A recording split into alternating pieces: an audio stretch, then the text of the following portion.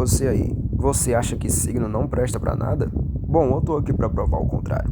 Signo não presta pra quase nada, porque ele tem uma função muito importante, companheiro, que é decidir qual é a sua armadura em Cavaleiro do Zodíaco. De resto, pode esquecer, o dia que você nasceu não vai determinar sua personalidade. Cara, não é culpa do seu signo, é culpa do seu caráter. Como eu disse, a única função relevante do signo é descobrir sua armadura de ouro. Eu tava pensando em fazer uma análise da Batalha das 12 Casas, mas eu vou falar só da Casa de Virgem, porque é uma das lutas mais interessantes. No caso é o Ikki, considerado o Cavaleiro de Bronze mais forte, e o Shaka, considerado o Cavaleiro de Ouro mais forte. O cara é literalmente o Satoru Gojo de armadura de ouro e você vai ver um porquê no vídeo. Pouco antes da batalha começar, a gente vê os Cavaleiros de Bronze subindo as 12 casas. Eles chegam na Casa de Virgem, onde o Satoru Gojo está meditando, e como o protagonista de Shonen não pode ver ninguém quieto, eles partem pra cima. Mas vocês sabem que o Gojo nunca foi humilde, então ele vai ter que humilhar esses três fisicamente e psicologicamente. Depois que os moleques estão caídos no chão, o Shaka vai tentar finalizar o Shun, mas ele é interrompido por uma pena de Fênix. Nesse momento o Ikki chega com mais uma de suas entradas extravagantes. E eu tenho muito o que comentar o encontro deles. Eu assisti essa cena dublada, então quando o Ikki chega, o Shaka não muito preocupado pergunta quem é, e ele responde que é o Cavaleiro de Fênix. E o Shaka pergunta, que Cavaleiro de Fênix? Tô brincando. Ele fala, então você que é o Ikki. E nessa cena tem uma discrepância imensa pro mangá. Muitos animes, principalmente antigamente, mudavam algumas coisas na hora de adaptar o mangá. Mas Cavaleiros do Zodíaco avacalhava, cara. No anime, teoricamente, essa é a primeira vez que o Ikki e o Shaka se encontram. O Shaka só conhecia o Ikki porque ele tinha enviado 2 discípulos dele pra matar o Ikki, que por sinal foram humilhados. E essa cena simplesmente não existe no mangá. Os dois personagens foram inventados pro anime. No mangá, por outro lado, o Ikki e o Satoru já se conheciam, já que no momento em que o Ikki pegou a armadura, o Satoru já chegou lá humilhando. Do mesmo jeito que ele fez quando o Sukuna comeu o primeiro dedo. Ele tinha recebido a missão de matar um cavaleiro demoníaco, mas ele chegou lá e viu que o garoto não era demoníaco. Então ele deixou o moleque viver, mas apagou as memórias dele. E o Ikki só ia se lembrar desse encontro se eles se encontrassem novamente. É interessante que o Ikki comenta que ele tá se sentindo o homem mais forte do mundo. E o Satoru compara ele com Son Goku. Eita, Nuke, mas esse Goku é aquele do Dragon Ball? Não, menino nhonho, esse Goku é o rei macaco da viagem ao oeste.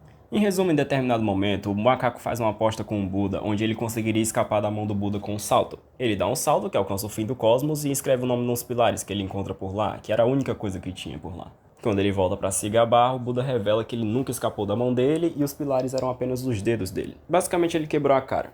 Mesma coisa que o Satoru fez com Sukuna e com o Ikki. Mostrou pra ele com quantos paus se faz uma canoa, basicamente. É interessante que o Satoru pergunta se ele tem ideia do castigo que vai receber por ter ferido ele, e o Ikki, muito preocupado, responde: Não! O Gojo diz que ele já tá no inferno, e o Ikki, com a marra dele de adolescente bad boy, diz que o inferno não é nada pra ele.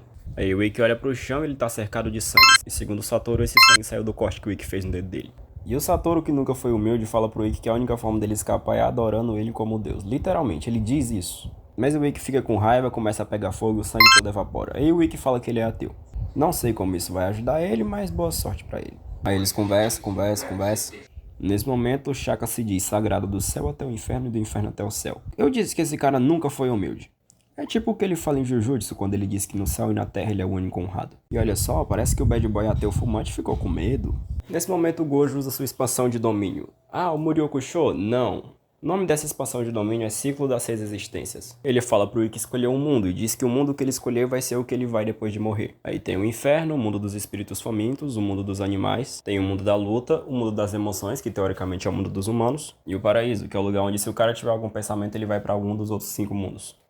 Provavelmente essa expansão de domínio é baseada no ciclo de reencarnação do budismo, onde tem 6 mundos onde as pessoas reencarnam continuamente. E a única forma de escapar é alcançando o Nirvana. Curiosamente, esses 6 mundos também são referenciados nos 6 caminhos da dor de Naruto. Aí tem outro relâmpago. Cara, eu esqueci que tava chovendo, acredita? A questão é que o Ikki volta e o cara volta fazendo piadinha, dizendo que nem o fogo infernal conseguiu deter ele. A questão é que agora ele vai usar a expansão de domínio dele, o golpe fantasma. Aí, com o golpe fantasma, ele quer mandar o Gojo pros 6 mundos. Olha que...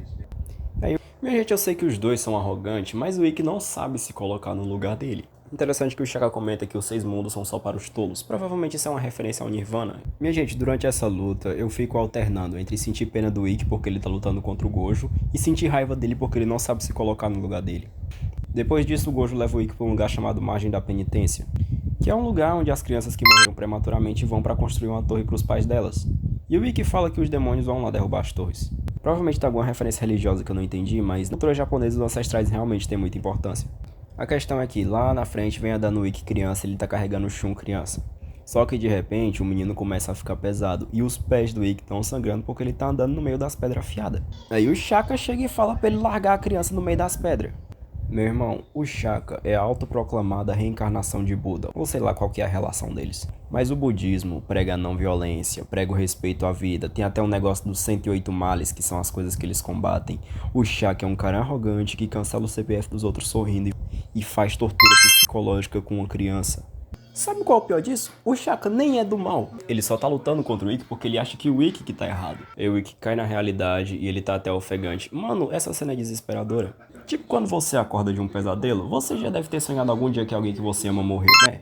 Aí você acorda aliviado, mas ao mesmo tempo desesperado e não sabe se quer voltar a dormir. A questão é que o Gojo refletiu o golpe fantasma e a mente do Ikki que sofreu. E lá fora ainda tá chovendo, o corpo da Saori tá na chuva. Aí o Shaka destrói a armadura do Ikki, a armadura do moleque vira poeira. Aí ele começa a fazer um contorcionismo no Ikki e ele usa o ciclo das seis existências de novo. Cara, o Shaka é cruel, ele conseguiria matar o Ikki sem muita dificuldade, mas ele tá torturando o moleque. Enfim, pra fugir da expansão de domínio do Shaka, o Ikki começa a percorrer o universo inteiro. Ele fala que correu 1 milhão, 100 trilhões, 3 bilhões. Os números não importam, ele correu muito. E ele chega num lugar onde ele acha que o Shaka não vai alcançar ele. E do nada ele vê que ele tá na mão do Buda. Se você viu a história que eu contei no começo do vídeo, você deve estar entendendo o que é que tá acontecendo. Na verdade, o Ikki tava sob o efeito do infinito do Gojo. Cara, essa cena mostrou o Ikki percorrendo o universo. Quando ele se deu conta de si, ele tava a poucos metros do Shaka. Nesse momento, o Ikki tem uma ideia brilhante. Não posso fugir, vou bater nesse cara até uma hora ele morrer. A lógica que o Ikki tá usando é basicamente a seguinte. Eu sou imortal. Eu vou apanhar muito, mas não vou morrer. Esse cara não vai apanhar tanto, mas uma hora ele morre. E ele vai partir pra cima do Gojo e o plano dele é atacar ele até uma hora ele morrer. Basicamente o Fênix se inspirou naquele velho ditado, água mole e pedra dura não se olha os dentes. Só que tem uma falha muito grande no plano dele, que basicamente o recurso principal pra isso dar certo é a imortalidade dele. Só que eu não sei de onde foi que esse moleque tirou que ele é imortal. A armadura dele se regenera, ele não. Supondo que ele ficasse a eternidade todinha batendo no Satoru Gojo, talvez uma hora ele conseguisse matar ele. Mas ele não é imortal, e mesmo que ele fosse, ele não tem a eternidade toda, ele só tem 12 horas pra salvar a Athena. O Shaka já corta as asinhas de Fênix do Ikki parando o golpe dele com grande facilidade, e diz que o Ave Fênix dele é uma brisa fresca pra ele. O Ikki dá uma cambalhota, e o Ikki diz que se não funcionou uma vez, ele vai continuar tentando centenas de vezes enquanto ele tiver vida. Impressionante que ele mudou o discurso dele, antes ele tava contando com a imortalidade, mas eu acho que ele lembrou que não é imortal. Vou dar um desconto pro Ikki, que ele tava no meio de um golpe que acaba com o cérebro dele. Gente, eu acho interessante que essa cena tava dando a impressão que tava no calor da batalha, e o Satoru mostra o desdenho dele conversando. Eu não sei se eu tô exagerando, mas pelo jeito do Gojo, eu tenho a impressão de que ele tá cansado, ele só quer se livrar desse moleque o mais rápido possível. Ele fala algo do tipo, pô, Ikki, realmente vacilei tentando te mandar pros ciclos lá, mas agora eu vou te matar de vez. É interessante que ele fala que vai demonstrar pra ele a sabedoria de Shaka de Virgem, falar de si mesmo na terceira pessoa, olha que arrogância. Aí a estética da casa muda de novo. Caramba, o cara tem 2 expansões de domínio. E, gente, eu não sei vocês, mas eu vendo essa luta, eu não acho que ele precisava chegar a esse ponto. Tipo, em nenhum momento pareceu que ele tava realmente desesperado. Por mais que o ciclo das 6 existências não funcionasse, ele ainda tinha outros golpes. Tipo a rendição divina e a invocação dos espíritos famintos, esses golpes causam dano físico no adversário. A questão é que ele abre os olhos para usar o tesouro do céu. Ele descreve essa técnica como sendo a verdade absoluta do universo. O Ikki fica assustado com o Shaka abrindo os olhos, sendo que em episódios anteriores o Ayori tinha falado que se o Shaka abrir os olhos, qualquer um em volta dele morre. E o Shaka tá sorrindo. Daí o Gojo começa a tirar os sentidos do Ikki, começando pelo tato, depois o olfato. Cara, pra que você precisa do olfato numa luta? Na verdade, essa pergunta é respondida em um episódio do Incrível Mundo de Gumball, onde o Gumball fala que é pra sentir o cheiro do medo. O Ikki já tá sentindo medo de todo jeito, o fato não vai fazer muita diferença. Enquanto isso tá tocando uma música triste. Mano, cara, tu não tá ouvindo essa música? Será que tu não percebe que tu é o vilão? O Ikki pergunta por que um cavaleiro de grande poder ajuda o mestre nos seus planos malignos. Eu acho interessante que o Ikki ele não tá mais com aquela marra toda, mas ele também não tá calminho.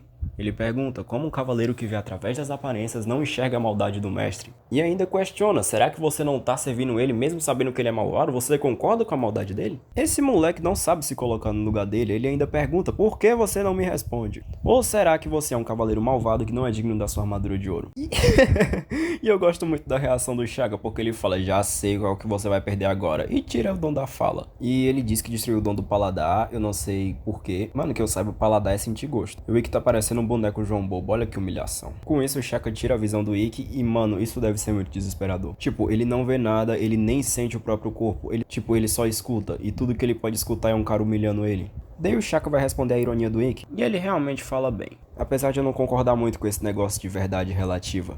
Ele diz que não existe justiça perfeita nem maldade perfeita. Ele diz que luta pela justiça e não pela maldade. E realmente, ele não luta pela maldade, mas ele luta com maldade. Ou vai dizer que o cara matar sorrindo e fazer tortura psicológica com criança não é crueldade. Ele fala que vê através da essência e que viu que o mestre é do bem, por isso não vai se rebelar contra ele. E ele ainda é humilde de perguntar e eu respondi a sua pergunta. Eu achei isso legal da parte dele, ele fez questão de responder, por mais que não fosse a resposta que a gente esperasse.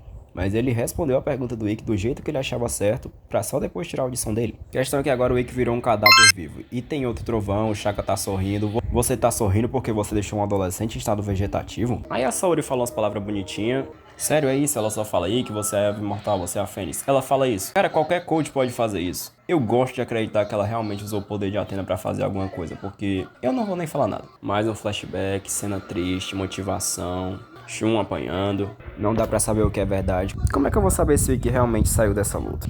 Até onde eu sei, o Shaka pode ter derrotado ele e tudo que aconteceu depois em Cavaleiros do Zodíaco foi ilusão. Nesse momento o Shun se levanta pra puxar o braço do Shaka. E eu achei o Shaka humilde de novo, porque ele sabe o nome do Shun. Cara, olha o tamanho da orelha do Shaka. Cara, o Shaka é humilde e desumilde ao mesmo tempo. Ao mesmo tempo que ele se coloca acima de todo mundo, ele se dá o trabalho de conversar de igual pra igual com os moleques. Gente, eu nem comentei sobre o olho desse cara, né? Tipo, nessa cena parece que ele tá usando delineado. Além disso, naquela época não tinha como fazer um olho desse jeito, mas o olho do Gojo sempre foi bonito. O Ikki começa a emanar o cosmo dele e parece que até o Gojo ficou assustado. Tem uma trilha sonora dramática, todo mundo fica olhando, passa um tempão sem fazer nada pra gerar aquele drama. O que é que esse menino vai fazer? Ele vai virar um super saiyajin? Ele tá destruindo a casa de virgem só com o cosmo dele. Aliás, a casa não, o piso, né? Eu acho interessante que os caras se acordam, nenhum deles se dá o trabalho de atacar o Shaka, pra não repetir a humilhação do começo do vídeo. Tipo, eles estão olhando pro Ikki porque, eu acho que o Ikki vai fazer alguma coisa. E é realmente só isso que eles têm pra contar, eles não vão conseguir vencer o Shaka. Mas, gente, não sei se vocês estão ligados, mas sabe esse pontinho que o Shaka tem na testa? Isso é baseado naqueles sinais que as pessoas indianas têm na testa. Mas geralmente esse pontinho pequenininho é uma característica feminina, os homens têm uma marca bem maior e mais visível. Provavelmente isso se dá ao fato de o Shaka ser desenhado como uma figura andrógena, o que é considerado sinal de beleza em muitos mangás. O Shaka derruba o Ikki de novo. A questão é que o Ikki já estava esperando o Shaka privar os 6 sentidos dele por poder despertar o 7º sentido. Nesse momento o Ikki surge atrás do Shaka. Ela que descobriu que o Gojo ficava com os olhos fechados para poder armazenar mais cosmos e explodir tudo de uma vez. Nesse momento eles ficam num lance todo reflexivo, onde o Ikki agarra o Shaka e fala que eles vão ser explodidos. E a casa de virgem começa a desabar. Mano, haja pedreiro pra reformar isso aqui, meu Deus. Até Lost Canvas a gente vê que quando o santuário é destruído, sobra pros próprios cavaleiros reconstruir. Então, acontece entre aspas explosão, que eu não sei se deveria ser uma explosão, eu sei que os dois sumiram. A armadura do Shaka cai no chão e começa a se montar na forma Object, que é quando as armaduras ficam naquele estado lá, parecido com a constelação. Cara, eu acho isso simplesmente genial, porque do mesmo jeito que o Kurumada desenha a armadura na forma Object, depois ele vai fazer todo o passo a passo pra montar a armadura em volta do corpo do cavaleiro. A questão é que a luta termina assim, com o sacrifício do Ikki pra derrotar o Shaka, o Shun fica triste. Contudo, entretanto, todavia, o Ikki morreu? Não. O anime para por aqui. Quando essa luta acaba, a gente tem a impressão que ele morreu. E lá pelo final da Batalha das 12 Casas, a gente vai descobrir que ele e o Shaka só estão em outra dimensão e o Mu vai trazer eles de volta. Mas essa foi sim uma boa conclusão pra luta. Até porque a gente sabe que o Ikki é um dos protagonistas, ele não vai morrer. E o Shaka só vai morrer mais lá pra frente, lutando contra o Sukuna. Então é isso. Se você gostou desse novo formato, onde eu trago análise, curta, comenta, se inscreva, compartilhe. Talvez eu possa trazer mais análises de mais lutas de anime. Valeu pela atenção e Deus te abençoe, meu mano.